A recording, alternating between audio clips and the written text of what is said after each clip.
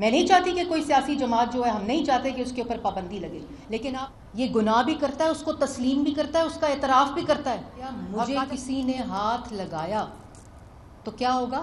سخت ری ایکشن آئے گا. اسی موصوف نے کہا تھا خدا نخواستہ ملک کے 3 ٹکڑے ہوں گے، اس ملک کی فوج تباہ ہوگی خدا نخواستہ. یہ بات اسی شخص کے منہ سے نکلی ہوئی ہے. اگر مجھے کمانڈوز نے پکڑا تو میں چھوڑوں گا نہیں، سخت ری ایکشن آئے گا. یہ منصوبہ بندی ہو رہی تھی اس پر امن احتجاج کی زمان پاک کے اندر. اور اسی وقت 9 مئی کا مجرم جب اعتراف گناہ کرتا ہے، اس میں اسلام آباد ہائی کورٹ کے باہر جب جاتے ہیں موصوف، تو گاڑی میں بیٹھ کر کہتے ہیں کہ مجھے کسی نے ہاتھ لگایا تو میں چھوڑوں گا نہیں، اور سخت ری ایکشن آئے گا، اور عوام سخت ری ایکشن دکھائے گی. جن عوام کو آپ نے، جن لوگوں کو، جس ٹولے کو منصوبہ بندی اور ان کی ذہن سازی کر کے آپ نے زومبیز بنایا ہوا ہے، آپ نے ان کو استعمال کیا. یہ وہ بہروپیہ ہے.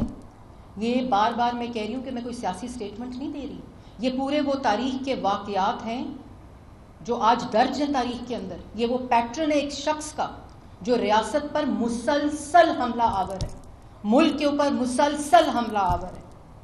یہ ایک بہروپیہ، ایک گروہ ہے، اور انہوں نے ایک لبادہ اوڑا ہوا ہے سیاسی جماعت کا. انہوں نے سیاست کے نام کو گندا کیا ہے. انہوں نے سیاسی جماعتوں کی جو ساکھ ہوتی ہے اس کو پلوٹ کیا ہے. اس نے استعمال کیا ہے سیاسی جماعت کے لبادے کو ملک اور ریاست پہ حملہ کرنے کے لیے.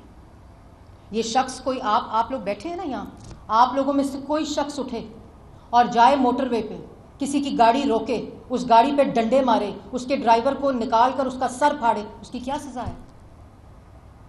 اس کی کیا سزا ملے گی آپ کو؟ یا میں اگر یہ کام کروں، مجھے کیا، ہم نے 200 پیشیاں بھگتی کیونکہ کوئی غلط کام نہیں کیا ہوا تھا، پتہ تھا کہ انصاف ملے گا.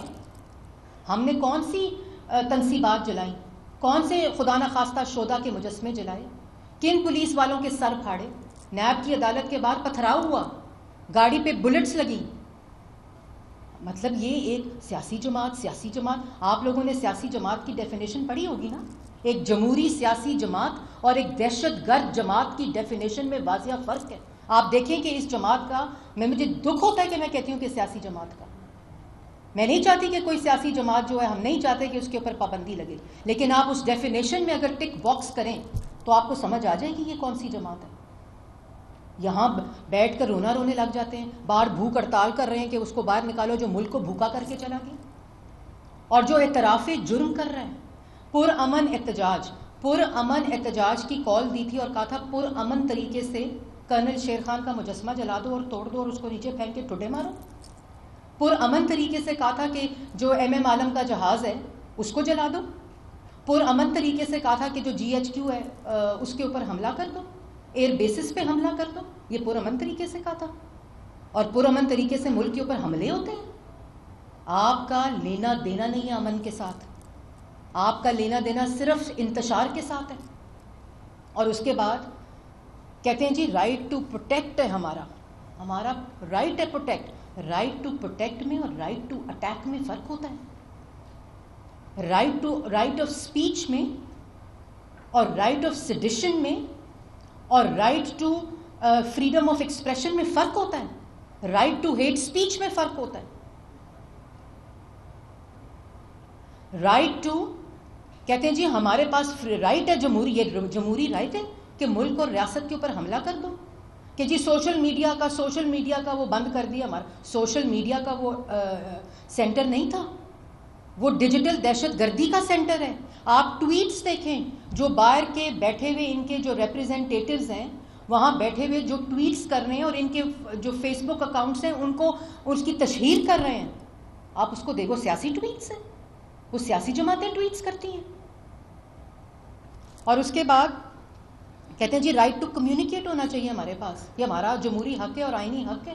رائٹ ٹو کمیونیکیٹ اور right to conspiracy, right to attack on the state اور right to attack on the country, there is a difference. یہ ہمارے آئین میں درج ہے، یہ تمام جو تمیز ہے ان چیزوں کے درمیان. اور پھر کہتے ہیں رائٹ ٹو آرٹیکولیٹ ہونا چاہیے. رائٹ ٹو آرٹیکولیٹ اور رائٹ ٹو اینائلیٹ میں بہت فرق ہے.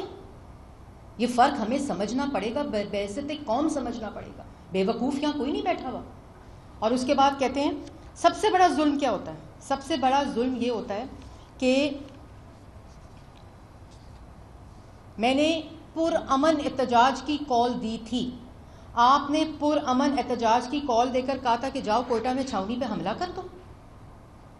پرامن احتجاج کی کال میں آپ نے کہا تھا کہ جاؤ لاہور اور جی ایچ کیو پہ حملہ کر دو, قائد اعظم کا آخری نشانی ہے اس کو جلا دو.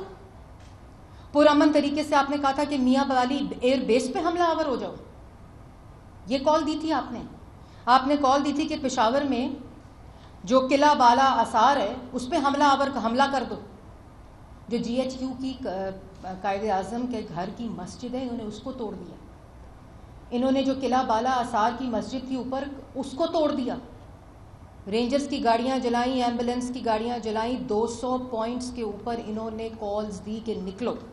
اسی طرح چک درہ کی چھاؤنی کی پرامن آپ نے کال دی تھی.